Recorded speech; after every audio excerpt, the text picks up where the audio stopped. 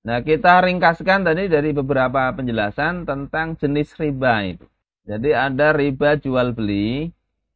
Ini agak sedikit ya jual beli di dalam pertukaran barang ribawi yang 6 jenis tadi.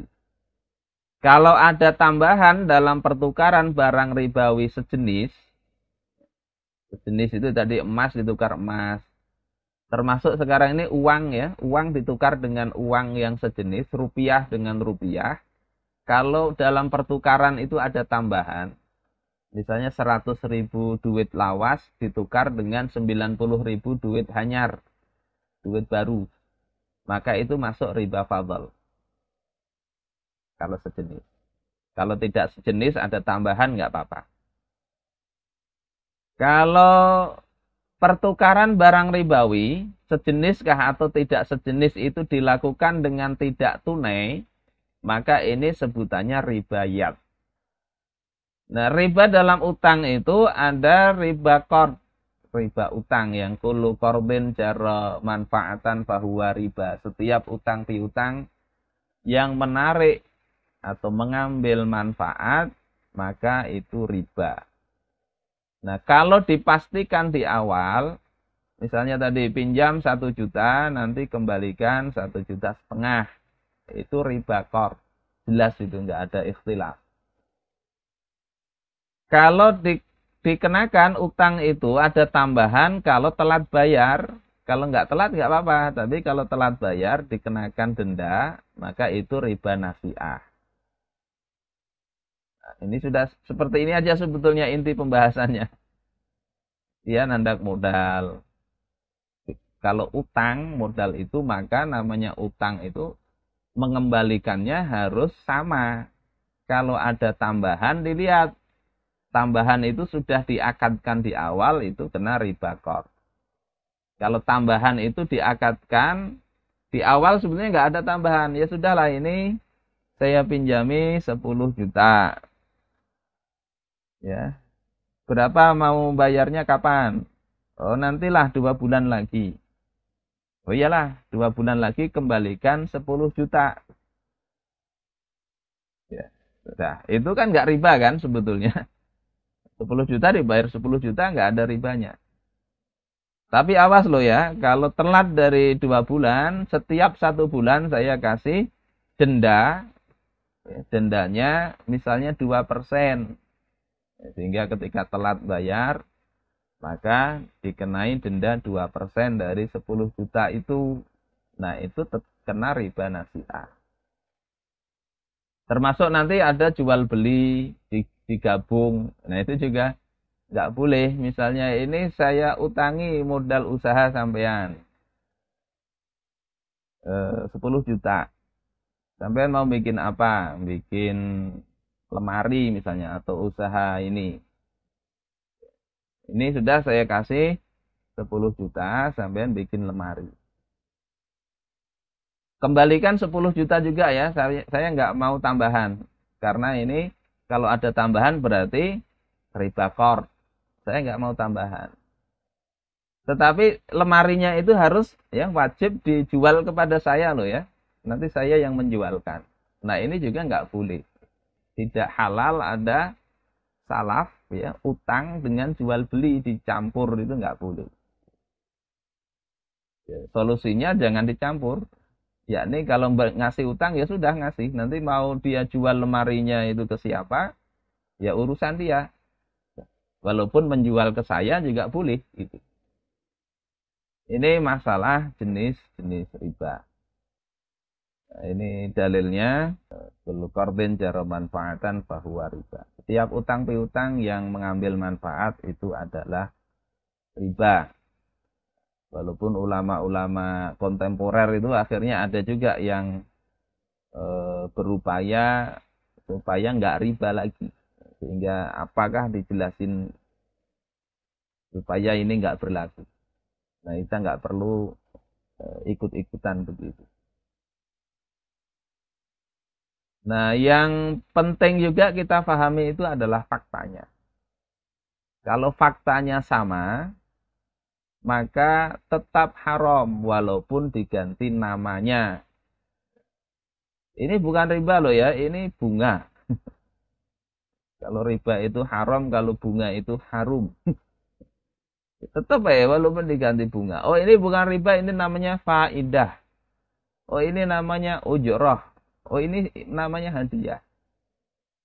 Saya nggak mau tambahan karena itu riba. Tapi ya sampean pintar-pintar lah memberikan saya hadiah. Masa sudah saya pinjamin, sampean tidak tahu berterima kasih. Atau kita singgung ya paham-paham aja lah.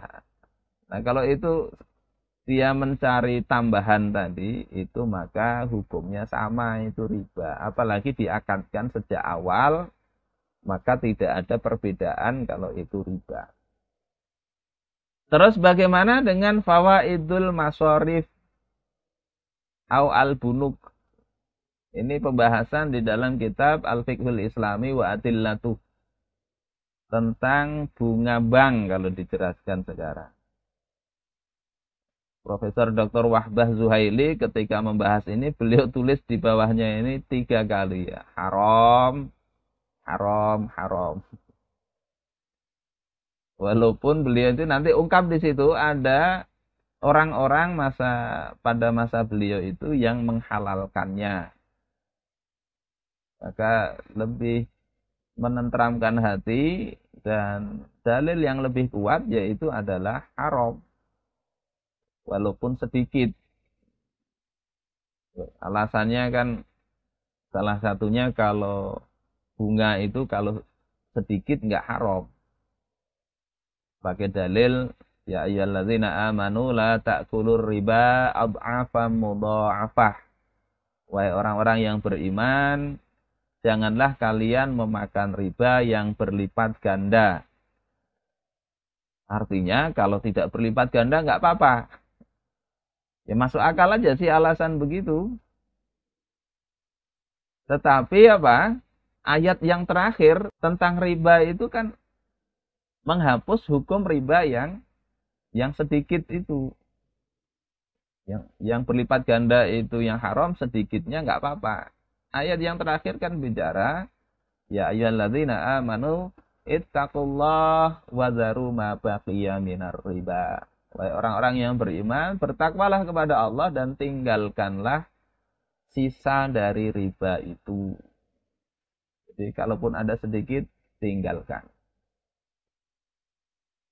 Nah, ini di bukunya Al-Fiqhul Islami wa Adillatuh bisa dibaca ini ya. Ada terjemahannya itu Al-Fiqhul Islami wa Adillatuh. Pembahasannya cukup panjang. Kemudian ada kadang orang berasumsi yang riba itu yang haram kan kalau dimakan. Di dalam hadis dirhamur riba yakuluhu. 1 dirham riba yakuluhu, yang dia memakannya. Nah kalau nggak dimakan kan nggak apa-apa. Nah ini juga syubhat-syubhat ya, dalih-dalih orang yang mau menghalalkan atau membolehkan, atau memang sebetulnya dia tahu itu haram tapi tetap mau mengambil dengan banyak dalih. Rasulullah melaknat, la'ana Rasulullah sallallahu alaihi wasallam akilar riba. Rasul itu melaknat pemakan riba, wa mu'kilahu. Mu'kilahu, orang yang memberikan riba. Oh, saya kan tidak makan riba, saya yang ngasih dia kok. Sama. Wa katibahu, penulisnya. Wa syahidaih, 2 orang saksinya. Kata Rasulullah, hum sawaun, mereka itu sama, sama-sama terkena laknatnya riba ini. Nah ini bagaimana dulu para ulama memahami ini tentang mengambil manfaat itu tidak mesti uang, tapi bisa juga berupa jasa. Kata Rasulullah dalam riwayat Ibnu Majah dari Anas bin Malik ya, dia ditanya oleh Yahya bin Abi Ishaq. Aku bertanya kepada Anas bin Malik tentang orang dari kami yang dia memberikan utang, kemudian diberi hadiah oleh orang tersebut. Maka Anas mengatakan bahwasanya Rasulullah pernah mengatakan, "Idza aqrada ahadukum qardan." Kalau salah seorang kalian itu memberikan utang, ya, qard. Jadi tema pembahasannya utang ya. Kalau memberi hadiah enggak apa-apa. Ini hadiah lah. Akhirnya buliknya dikasih hadiah juga. Hadiahnya lebih banyak. Nah, enggak apa-apa. Ini utang. Fa'ahda lahu aw hamalahu 'ala dabbah. Kemudian dia diberikan hadiah atau dia itu dinaikkan ke dalam kendaraan dia. Dikasih tumpangan gratis. Fala yarkabha wala yakbalhu. Maka janganlah dia mau tumpangan gratis itu dan jangan pula menerima hadiah tersebut illa ayyakuna jara bainahu wa bainahu qabla dzalik. Kecuali kalau hal tersebut itu sudah biasa di antara yang mengutangi dan yang dihutangi. Biasa ngasih hadiah, maka boleh. Jadi ini kita perlu hati-hati. Walaupun kita nggak melakukan riba, tapi kadang ada orang memberikan hadiah karena diutangi. Maka itu terkategori riba. Kalau hadiah itu karena dihutangi. Kalau bukan karena dihutangi sebetulnya nggak apa-apa. Indikasinya kalau biasa itu dia saling memberi hadiah, maka nggak ada masalah. Dalam riwayat yang lain, Umar bin Khattab meminjamkan kepada Ubay bin Ka'ab 10.000 dirham.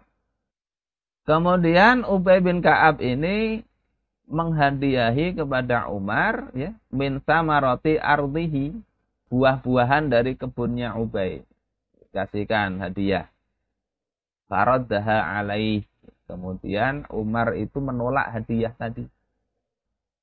Kemudian Ubay merasa ditolak, ini enggak enak dia. Datang kepada Umar. Kemudian mengatakan, laqad alima ahlul Madinah anni min atyabihim samaratan. Orang Madinah itu tahu bahwasanya kebunku itu buahnya paling bagus. Wa annahu la hajata lana. Dan aku tidak punya hajat kepada engkau. Jadi ini pemberian biasa, pemberian yang tidak ada motif-motif tertentu, tidak. Fabima mana'ta hadiyatana, kenapa engkau menolak hadiah kami? Tsumma ahda ilaihi ba'da dzalika faqabila. Kemudian Ubay setelah itu memberikan hadiah lagi dan Umar menerimanya. Jadi ini menunjukkan bahwasanya hadiah kalau itu diberikan karena dihutangi kepada yang menghutangi, maka itu masuk riba. Walaupun nggak ada masuk ke akad. Nah, Ibnu Qayyim mengatakan di sini, fakana raddu Umar lamma tawahhama an takuna hadiyatuhu bisababil qard. Umar itu menolak hadiah dari Ubay tadi karena beliau masih sangsi.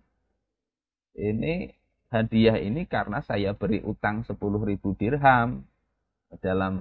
Dalam benak Umar itu begitu mikirnya, maka dia tolak. Nah, ketika dia yakin bahwasanya hadiah itu bukan karena utang, maka beliau menerimanya. Nah, ini memang di dalam bab fikih nanti ada perbedaan pendapat para ulama. Tetapi ini pandangan beberapa sahabat, ya, termasuk Umar bin Khattab, Anas, kemudian sahabat yang lain itu menolak hadiah kalau dia memberikan pinjaman kepada orang yang diberi pinjaman itu. Termasuk walaupun hadiah itu berupa barang yang tidak begitu berguna. Misalnya sekeranjang rumput, juawut atau jerami.